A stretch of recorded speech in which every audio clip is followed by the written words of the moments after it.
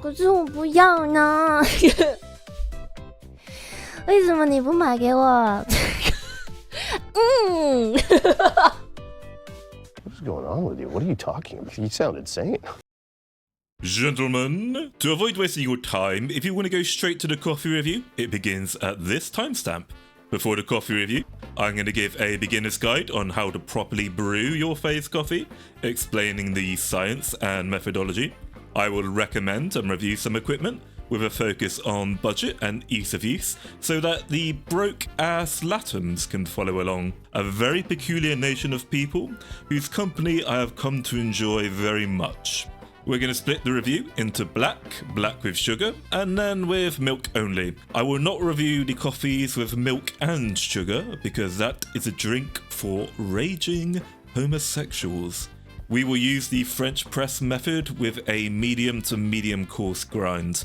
Following the reviews, I'll then give my thoughts on the value of the coffee with a tier list.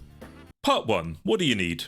I'm using the King Grinder P1 hand grinder. You should be able to find it for around $33 in the United States or £33 in the UK without any form of discount, and you can acquire one from Amazon.com. The Phase Connect coffee comes in bean form, so you'll need a method to grind the coffee into powder. The King Grinder P1 is a very cheap, compact manual hand grinder. It's well suited for pour over and fresh press style coffee making.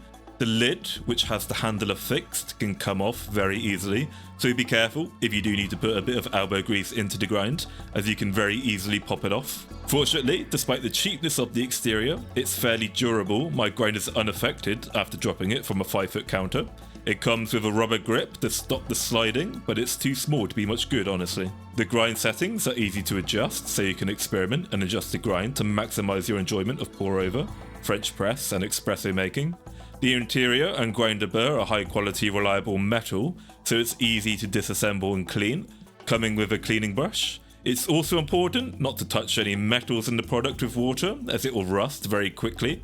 It's easily portable, so you can take it to work with you. Therefore, for the price point, I don't think you can complain really. For the French press itself, I bought a Bodum Kenya 8-cup French press coffee maker. It comes in various sizes: 8-cup, 1 litre, 3-cup, 4 cups. The smaller the variety, the cheaper it is. The 8-cup is approximately £24, whilst the 3-cup can cost as little as £16 or $16, as it's frequently on sale. I quite like Bodum products. It's robust, easy to clean, a clear profile on the glass so that you can see what you're doing. One thing I will say is that despite having tiny baby Amanagawa Shina hands, I do struggle to fit my hand inside the thing. It's tighter than a lolly's pussy in there. So if you have normal adult male-sized hands, it can be a struggle to clean and dry or spoon out the fines. It comes with a 7-gram coffee bean scoop, which is very handy and fits nicely into the Phase coffee bag. Altogether, that's approximately £57 or $57 for equipment to seriously enjoy your premium Phase coffee blend. Now, I'm getting ahead of myself a little bit here. I'll explain later. Do not spend hundreds of dollars on premium coffee equipment just to enjoy the Phase Connect coffee. It's not that premium. It's not worth that much investment. $60, perfectly fine. Part 2. The water and brewing. Something in the water. There's something in the water. What do you mean there's something in the water? I don't know, there's just something in the fucking water. There's something in the water. Gentlemen. The most important thing next to the coffee itself is making sure you have some quality water. If you're in the UK, a nice cost-effective option includes stuff like Volvic natural mineral water, which you can buy at about 90p a litre. Other budget options include Ashbeck from Tesco's for the same price, or Waitrose Lock Hills. These waters are a little bit heavy to be ideal for extracting the flavour from coffee, but they're well within the range of acceptable. I would recommend scouring coffee snob forums to see what's being recommended if you're unable to acquire any of the above waters, or you want to see what other options are out there. Don't bother buying and brewing this premium coffee if you're just going to use tap water. The ideal is to have your water with a pH level of 7, a total of about 4 to 8 degrees of German hardness, and to try and find something with the magnesium and calcium levels within a small range of each other. The reason why we worry about all this is because the mineral content is critical for achieving the optimal flavour of the coffee. Grind size, water temperature, and brewing method all have a serious impact on the extraction of the flavours.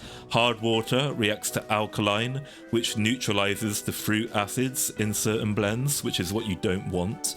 It also leaves an undesirable aftertaste that increases the bitterness. Softer water will intensify the acidic taste of light roasts and fast roasted coffees. It all sounds like a lot of hassle if you're going to experiment with many different coffee blends. So really you want something that's kind of in the middle of the range. Make sure there's no lime scale on your kettle or your coffee machine, as this will also lead to bitter, terrible tasting coffee. Then if we explain the method, we're going to be using French press because it's cool, it's fun, but it's also easy to use. You can customize your coffee taste by adjusting the brew time and the water ratio. It's low maintenance, there's no need for buggering about with filters, but it can also do a better job at extracting the flavour from coffee over some of the other methods. This is because French press is used normally with coarser grinds, which allows for the extraction of more coffee oils. This creates a stronger texture and taste. The coffee oils get filtered out by the filter paper in something like the pour over method. Part 3. Making some coffee. First thing you want to do is make sure your coffee grinder is zeroed. This is to make sure we get the right grind type and don't accidentally make the powder more coarse than intended. There's a trick to tell if you found the zero correctly. Put the handle on and see if the handle rotates to the bottom on its own way. That means you need to tighten the grinder dial in a clockwise direction until the dial doesn't move anymore. Once you've sufficiently tightened the dial, you will see that when I try to swing the handle around, it remains in its position. So if we take a look at the base of the grinder, here's the dial and a bunch of funny numbers. You'll notice the 0 doesn't actually start at the number 0, and it can be any random number, but it's definitely zeroed because I can't move it any further clockwise and the handle is stuck in its position. 30 clicks is one complete cycle of the grinder, so if you rotate the dial anti-clockwise until you reach the zeroing point again, you'll see this is the high end of espresso. If you're using the French press method, I'd strongly recommend 65 to 75 clicks for this coffee. I've experimented with everything from 65 to 90. 65 to 70 extracts the best kind of flavour, particularly if you like your black coffee with sugar. 75 clicks, if not a little bit more, is better if you prefer your coffee plain and black. We'll touch more on that in the coffee review itself. Now let's give the coffee a good sniff. It's a rich, chocolatey, yet gentle aroma. Don't look, Leah. The spoon holds about 7 grams of coffee beans. The ideal ratio of bean to water is around about 30 grams of coffee beans to 500 milliliters of water. P1 grinder holds about 20 grams of coffee, so you won't be able to fit 30 grams into one container. And then boom, a medium coarse powder. We put the kettle on, and once it's boiled, we pour that bad boy in. And here we go. Now we're going to wait at least 4 minutes for this to brew. It says on the FaZe website that this coffee lends itself well to a quick brew. I disagree. I think the coffee is more flavorful the longer you leave it brewing. Uruka, can you not look at me like that, please? It's making me very uncomfortable. We have a lovely layer of creamer at the top of the coffee.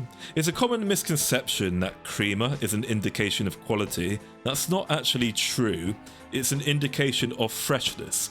Creamer is a sign of carbonation in the coffee, and therefore the result of the CO2 contained in the beans. The fresher the beans, the more CO2 that gets released during extraction, therefore more creamer. The darker the creamer, the darker the roast is, so as we can tell here, the Uruka coffee is more of a lighter medium style of roast. Now the creamer itself doesn't taste particularly good. It tastes bitter, nasty, as it normally contains little floating granules of the coffee, so we're going to scoop it out later. It doesn't impact the taste too much, but I do find a noticeable reduction in bitterness by scooping it out. If your FaZe coffee doesn't have a nice layer of creamer when you're brewing it, you've either done something wrong in the brewing process, or it's been lounging around in Kevin's warehouse for God knows how long, so it's not fresh and you've been ripped off. Now, whilst we wait a little bit longer for the coffee to brew, let's talk about Uruka for a moment. Did you know that Uruka originally was meant to have a lolly model when debuting with FaZe Connect? I'd love to see Lolly Uruka with that voice, honestly. I think that would be amazing. And she was also the music director for Phase Connect for a while, until Kevin actually ponied up for a professional to take over. The Fishman even encouraged her to sign her contract as soon as possible before she had a chance to read it, and he encouraged her to drop out of college to VTube full-time for him. What a massive dickhead. 4 minutes up, let's stir the crust. You don't want to do too much, otherwise you'll kick up all the little bits and bobs everywhere. About 6 to 7 rotations will do just fine. Then you want to start scooping out the foam and the little fines. Again, my tiny Amanagawashina hands are struggling to fit inside this thing. If you don't bother to scoop out the fines and the froth, then you'll end up with something that's more acidic and more bitter tasting, with the little unpleasant bits inside your cup, which is no bueno. Tomarás un café que sabe como el que hizo alguna estúpida perra americana blanca, señor. Once that's done, I'd wait about 7 minutes, no less than 5, for the coffee to stew. The longer, the better the flavour in my experience. Finally, we begin the press. So, press down slowly and smoothly. Don't do it too hard or you'll break it. And you want the filter to just break the surface of the coffee water. Don't bother pushing it all the way down, otherwise it's going to push the bits back up again and through the filter potentially. I don't know about you, but personally, I like my coffee black, like my anime woman. Oh, okay, so yeah, it does have a mellow profile. There's barely any acidity to the coffee. There's a minimal tartness to the taste. As you drink it, there's this gentle sort of sweetness, almost like it's hugging the sides of your tongue. And this develops into a pop, almost like a big kiss of sweetness in the aftertaste. The coffee is like you've already put a teaspoon of sugar in it, but it's a different kind of sweetness to sugar. It's more sedated. It's like a dark chocolatey sweetness, rather than the sharp, punchy taste of sugar. Interesting. I think that this would make a superb beginner's coffee. This is the kind of coffee to get yourself off of adding milk and sugar to the mix. Someone who doesn't like coffee would probably be able to adapt to this mellow flavour profile. However, I think more hardcore coffee enjoyers would find this a bit bland and uninspiring on its own. The only real defining flavour is that hint of dark chocolatey sweetness. Part 5. Black with sugar. I expect just 1 teaspoon would be enough. I reckon 2 teaspoons will be too much and completely ruin the flavour balance, as there's already no bitterness and it's already fairly sweet. With sugar, it causes a molecular change in the coffee, which drastically reduces the intensity of the bitterness. So let's give it a try. Yeah, that's fantastic. I don't normally like adding sugar to coffee, but it's really good with just 1 teaspoon. Do you know what this is? This is a lounging coffee. This is a coffee that you drink like late in the afternoon or early evening when you're enjoying like a good book, or you're doing something where you're kind of decompressing from like excessive visual or audio stimulation. You want to give most of your attention to enjoying the experience of drinking this.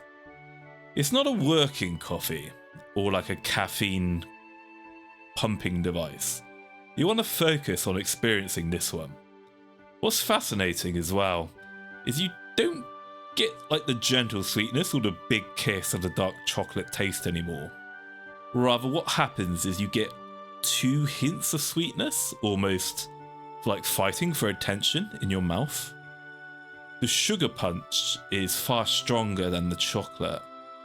So instead of like 1 big kiss, what happens is it's almost like you get 2 smaller kisses of the 2 different sweetness profiles. It's very strange. I much prefer this one though. Let's add a 2nd teaspoon of sugar just to see how it is.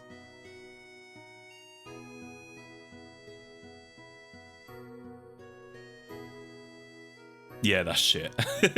It's too sweet now. Part 6. Coffee with milk. Let's add a good dose of milk to it. There we go. Completely ruined now. I expect this is going to be awful. I don't know why you'd bother spending $35 plus shipping on premium coffee only to piss away the taste of milk. Alas, here we go.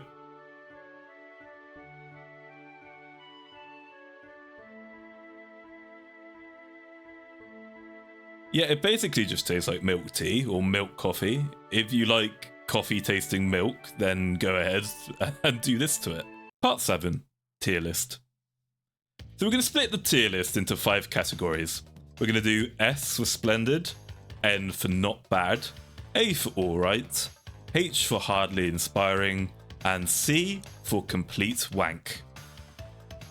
So the plain black coffee Uruka. As I said before, if you enjoy coffee for the bitterness and acidity, there's basically none to be had. The flavour profile is mildly sweet, it's balanced and mellow. For coffee beginners, or people who need to drown their coffee in milk and sugar, I'd give this actually a splendid rating. For experienced coffee enjoyers, I would give it an A for alright. I don't want to overcomplicate things. I'd say overall I'd give it an N for not bad, kind of in between the splendid and alright ratings. Just adding 1 teaspoon of sugar massively improves the flavour profile of the coffee. It goes so well with extra sweetness. Don't even worry about the teaspoon of sugar, just like have some cake or some sweet oaty biscuits together with this coffee and you're going to have a very fun time. I did go out and buy those hobnobs and it's simply lovely. S for splendid on this one. Finally, with milk, I'd give it a H for hardly inspiring. You don't need to add milk to this coffee. It's not great, it's not horrifying, it's just completely pointless. You may as well just go buy some cheap store-bought roast, honestly. Part 8, is it worth it? No. These face coffees cost you $35 plus approximately $18 shipping. You also have to wait 7,000 years for them to arrive, although mine actually took 4 days, surprisingly. Now I'm going to be generous and take the shipping cost out of the equation.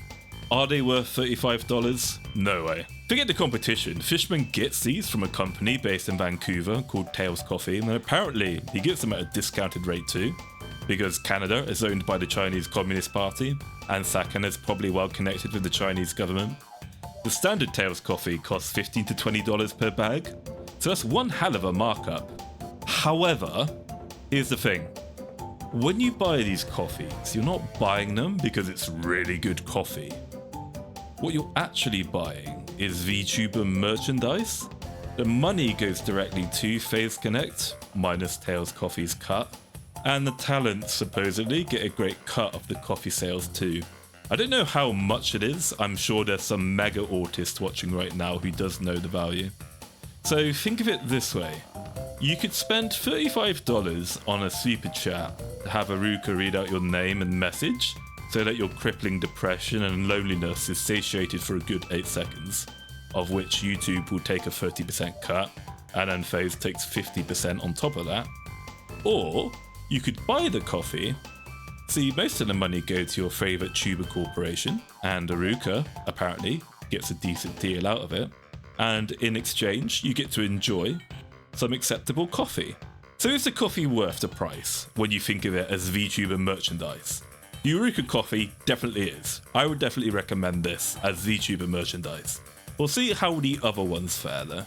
In the next video, I'll review the Lea coffee and we'll jump just straight into the coffee reviews. Bye bye! Se nota trap y se mueve la cama blue. Aquí se fuma, grita y patea como